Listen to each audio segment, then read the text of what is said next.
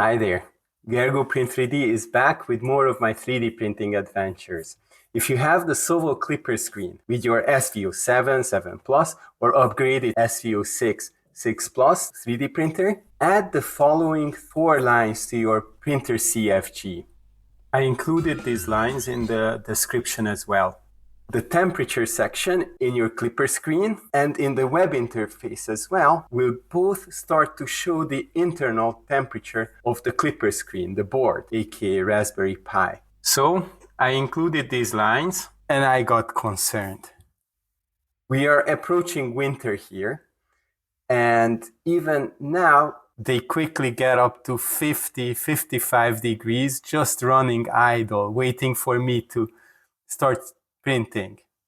And as soon as I do start printing, they jump over 60 degrees Celsius. That cannot be healthy. And it's scary to think what will happen in the summer when ambient temperatures are 10, 15 degrees higher. And having the heated bed next to the screen cannot help either. I noticed the new Clipper screen that I recently installed on my SVO6 Plus has more and better located vent holes. Version 1 on my SVO7 Plus actually has half of its vent holes covered by the bracket that attaches it to the printer. So this is a direction Sovo improved the new version already.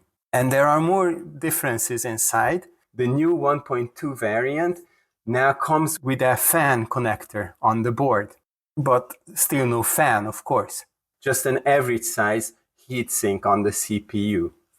And this actually got me thinking. We could and we should add a fan, but it wouldn't really fit in the current setup, surely not inside, but not on the outside either, unless we could replace the back. How could we replace the back? Wait, we have a 3D printer. We could print one, right? Well, unfortunately, the SVO7 is not open source yet, so I had to start from scratch.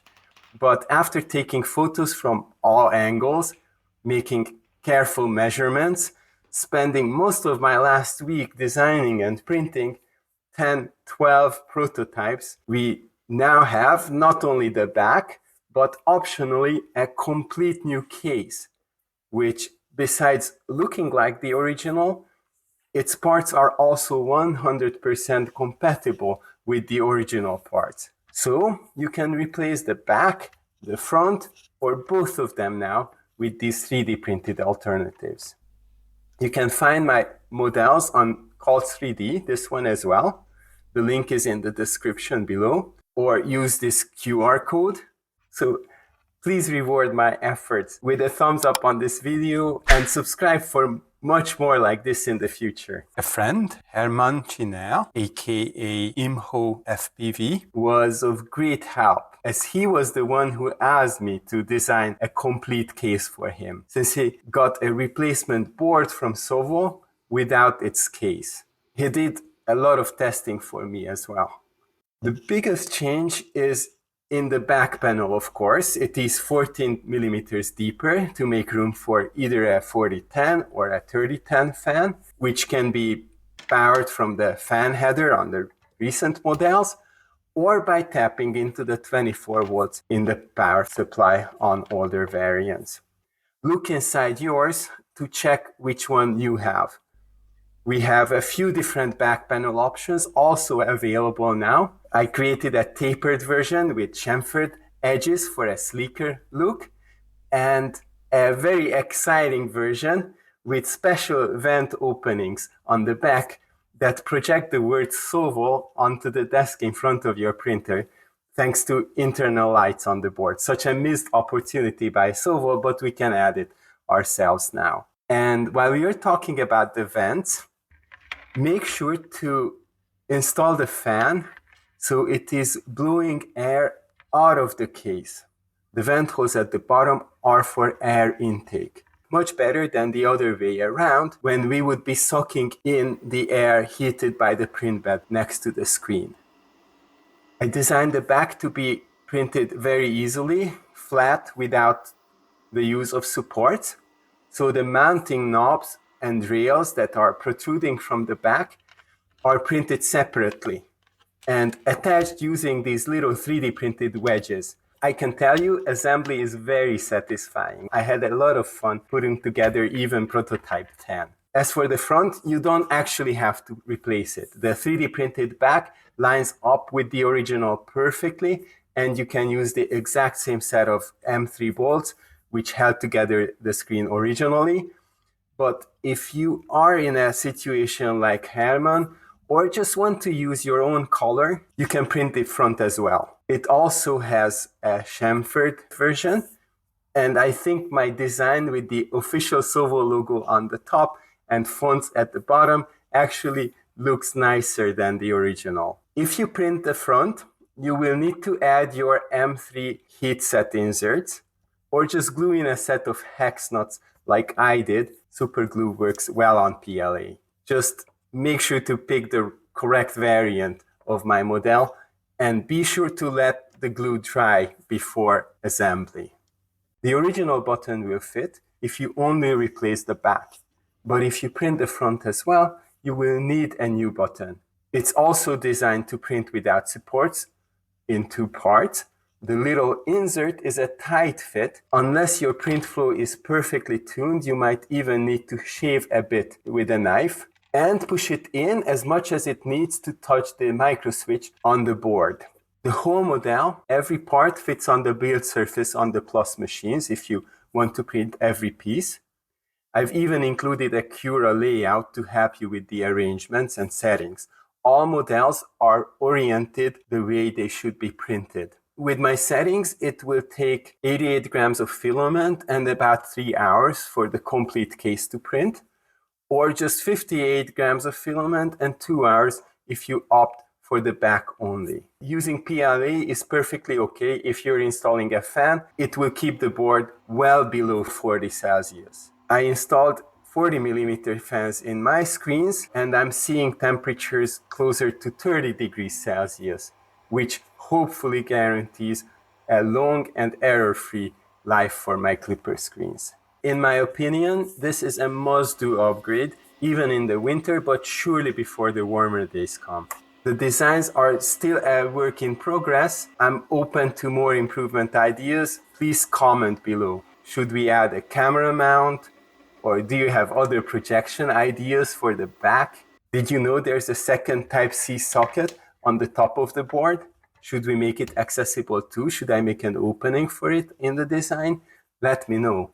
The Call3D page includes detailed setting recommendations for your slicer, and it has illustrated step-by-step assembly instructions. But if you like help videos better, I leave you now with an 8-minute complete assembly guide. You can watch me having fun putting it together. You'll see how easy it is. Otherwise, you're good to go. Take care and go print 3D. After printing, we start with the rails. There are 2 of them, and they are marked with little notches. This one has 2 notches, and the slot for this one also has 2 notches. So slide that in. This guarantees correct orientation. You can use those little wedges to push them into the little hole on the side.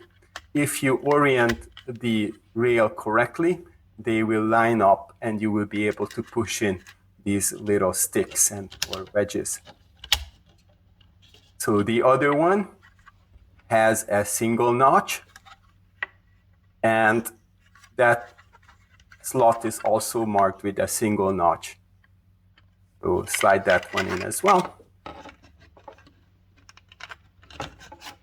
This way the flat side is going to be on the outside of this rail, and it will slide into the bracket on the printer very easily.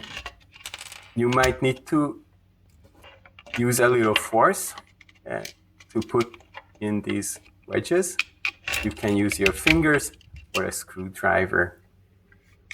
So next, we will add the fan. This is the best time to add the fan since the rails raise it a little bit. So if your screws stick out on the other side a little bit, this leaves room for them. If you have version 1 of the board, which doesn't have the fan header, like this one in my example, you can lead those wires through the hole and get 24 volts from the power supply. If you have the new variant, it's much easier because then you can simply use the fan header on the new board.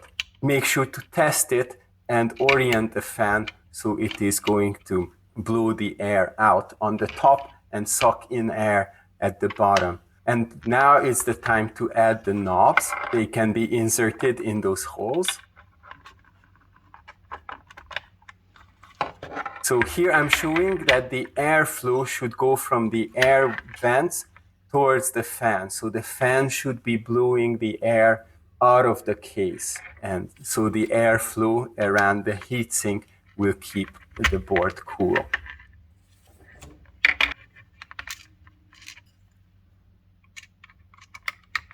And we use wedges as well to keep them secure. So you can see we have the same rails and knobs on the original one. And this is the version 1 back, which has air vents, those grills, actually covered by the bracket when we place it on the printer.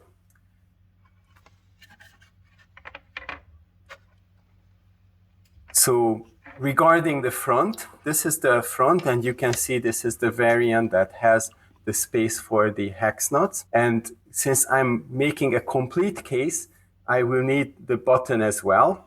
And I'm inserting that little insert into the button. You might need to carve it a little bit with a knife or push it in hard with your fingers.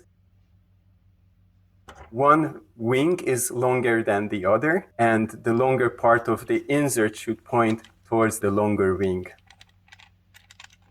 So they line up perfectly, and there's a little dip on the insert that will fit into the micro switch on the board.